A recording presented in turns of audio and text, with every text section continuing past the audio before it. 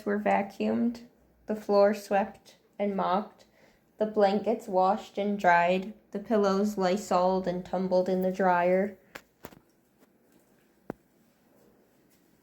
Daisy's never leaving the bed again.